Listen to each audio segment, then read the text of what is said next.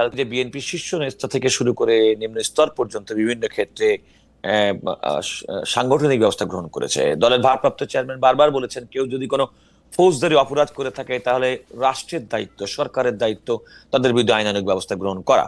তো বিএনপি ধরেন প্রায় 3,000-এর বেশি সংখ্যক মানুষের বিরুদ্ধে তাকে শোকজ করে শাস্তিমূলক ব্যবস্থা গ্রহণ করেছে। এত বড় একটা বিশাল রাজনৈতিক দলের বাংলাদেশের মানুষ যদি 18 কোটি 20 কোটি মানুষ হয়, তাহলে একটা বড় রাজনৈতিক দলের যে পরিমাণ মানুষের বিরুদ্ধে শাস্তিমূলক ব্যবস্থা গ্রহণ করা হয়েছে, বাংলাদেশে হয়তো অনেক রাজনৈতিক দলের সম্মিলিত শক্তি হতো তা হবে না। তো বিএনপি তো প্রকৃতপক্ষে এই ধরনের বিষয়গুলোকে অ্যাড্রেস করেছে। সুতরাং আপনি যে কথাটি অভিযোগ করলেন, সেই অভিযোগটি যে মানে, তবে আমার কাছে যেটা মনে হচ্ছে আপনি খুব জেনারেলাইজ করে ফেলেছেন। আপনি একেবারে ঢালাও ভাবে বিএনপির কথা বলেছেন, বাংলাদেশে আর কেউ কিছু করছে না। আমি বিষয়টি কিন্তু আমলাম। তো বাংলাদেশের রাজনীতিতে জনগণের সংখ্যানুপাতিক ভারের বিশ্বাস এখনো যদি মনে করি, হুম। বিশেষ করে আওয়ামী লীগ উত্তর বাংলাদেশে, আমি আবারও বলছি যে ফ্যাসিবাদ উত্তর বাংলাদেশে যদি রাজনৈতিক শক্তি হিসেবে বিবেচনা করি, তাহলে যে কোনো বিবেচনায় তো বিএনপি তার সিংহভাগকে নিয়ন্ত্রণ করে, হুম। মানে প্রতিনিধিত্ব করে। হুম। প্রতিনিধিত্ব করে এবং প্রতিনিধিত্ব করার কারণে আমি আমি বলছি, আমি খুব লজিক্যালি জি। আপনাকে অ্যারিথমেটিক্যালি বলছি। সুতরাং স্বাভাবিকভাবে এই দেশের মানুষ, পলিটিক্যাল মানুষ, ইনফ্লুয়েন্সিয়াল মানুষ যদি কোনো কারণে কোনো কাজের মধ্যে যদি ইনভলভ হয়, বড় রাজনৈতিক দল হিসেবে তো বিএনপি সে সিংহভাগের দায়ভার বিএনপিকে নিতেই হবে। হুম। তবে দেখতে হবে, আমি আপনাকে আবারও বলছি কারণ দেখতে হবে বিএনপির শীর্ষ নেতৃত্ব সেগুলোকে কিভাবে অ্যাড্রেস করছে। বিএনপি কে এইগুলোর জন্য, আমি ভেরি হুম। ফেয়ার মানুষ, আমার কাছে কোনো যেহেতু কোনো রাষ্ট্রীয় কোনো দায় দায়িত্ব আমার মধ্যে নেই, হুম। যেটা আমার ডোমেনের মধ্যে নাই, আমি সেটার ব্যাপারে কোনো রকম কথা বলি না। Everyone knows me. আমি ফান করে আমার আইনজীবী জুনিয়রদের সামনে আমার চেম্বারে বসে বলি যে আমি খুব চেষ্টা করছি 5ই আগস্টের পরে একজন বিএনপি ছাড়া অন্য কোনো মানুষ আমার সঙ্গে সাক্ষাৎ করুক। দুর্ভাগ্যজনকভাবে আমি কাউকে পাচ্ছি না।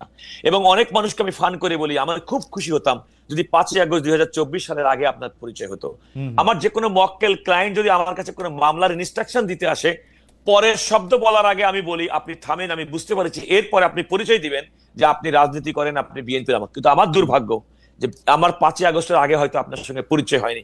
এর আগে পরিচয় হলে আপনার জন্য আমার জন্য ভালো হতো। এই সমস্ত ব্যক্তিগুলো কিন্তু সুবিধাবাদী, এরা কিন্তু প্রকৃতপক্ষে বিএনপির পোড় খাওয়া নেতাকর্মী, যাদের জীবন গেছে, যারা জীবন দিয়েছে, মামলা খেয়েছে, কারাবরণ করেছে, পরিবারের সঙ্গে সংযোগ বিচ্ছিন্ন হয়েছে। এইসব মানুষগুলো কিন্তু সেরকম মানুষ না। ওই যে আপনি বললেন যে আপনি যেহেতু প্রশাসনের চাকরি করতেন, হুম। প্রশাসনের আপনার বন্ধু বান্ধব যারা হয়তো কি হুম। পজিশনে আছে, তারা নিজেদেরকে এক ধরনের জাহির করার জন্য একটা অসুস্থ প্রতিযোগিতার মধ্যে যাচ্ছেন। আপনি খেয়াল করে দেখুন যে এই সরকারের তো, যদি আপনি যদি বিবেচনা করেন, তাদের কার্যক্রমের মধ্যে তো অনেক ভালো কাজের মধ্যে একটা আছে, সংস্কার কার্যক্রম যেমন চলছে। আপনি এনবিআর এর মতো একটি জায়গায়, আমি অত্যন্ত দুঃখিত যে সেখানে তাদের অন্যতম কার্যক্রমের বিষয়ে একটা গ্রুপ অফ পিপুল, তারা তাদের মূল উদ্দেশ্য হচ্ছে যে এটাকে কোনোভাবেই, আপনি কি বলছেন যে বিএনপি নেতৃবৃন্দের বিরুদ্ধে যে সমস্ত মিথ্যা রাজনৈতিক মামলা, এটা আমি আপনাকে এতটুকু বলতে পারি, সেটা হচ্ছে একটা বিচারিক প্রক্রিয়া। আমি আপনাকে এতটুকু বলতে পারি যে 5ই আগস্টের পরে আমাদের বর্তমানে সুপ্রিম কোর্টের যে সেট আপ, আপিল বিভাগের সেট আপ, আমি মনে করি সেটা এক্সিলেন্ট। আমি মনে করি তাদের বিচারিক কার্যক্রম, তাদের বিচারিক ক্ষমতা, তাদের সততা, তাদের ইন্টেগ্রিটি, আমার মনে হয় না যে কেউ কোনো প্রশ্ন করতে পারে। এবং আপনি যেটা বলছেন যে সেরকম যে অভিযোগ খুব ঢালাও হয়ে গেল, কারণ আমি আদালতের ক্ষেত্রে, আমি একজন আইনজীবী, আমি নিজে জোর গলায় বলতে পারি, জাতির সামনে সাক্ষ্য রেখে বলতে পারি, 5ই আগস্ট পূর্ববর্তী আইনজীবী পেশাজীবী হিসেবে আমার যে অবস্থান ছিল 5ই আগস্টের পরে আমার কোনো পরিবর্তন হয়নি। আমি আদালতের কাছে যেভাবে আমি নিজেকে উপস্থাপন করতাম, আমার ক্লায়েন্টের কাছে আমি যত সততার সঙ্গে, পেশাদারিত্বের সঙ্গে উপস্থাপন করতাম, আমি কিন্তু একইভাবে কিন্তু উপস্থাপন করি।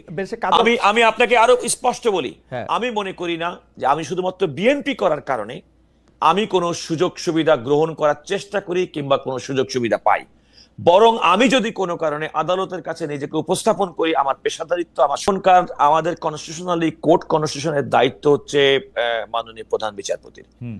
মাননীয় প্রধান বিচারপতি ইতিপূর্বে যেটা আমি দেখতাম, অনেক সময় কাউকে ব্যক্তিগতভাবে তার রাজনৈতিক পছন্দের লোক না এমন একটা নোশান তৈরি করে তাদেরকে কম গুরুত্বপূর্ণ বিচার কার্যে নিয়োজিত করা হতো। এখন কিন্তু তা না। আপনি যদি ডেইলি কজ লিস্ট দেখেন, তাহলে আমার মনে হয় যে আদালতের কার্যক্রম, বিচারিক কার্যক্রম ব্যবস্থা, মানে তাদেরকে দায়িত্ব প্রদানের ক্ষেত্রে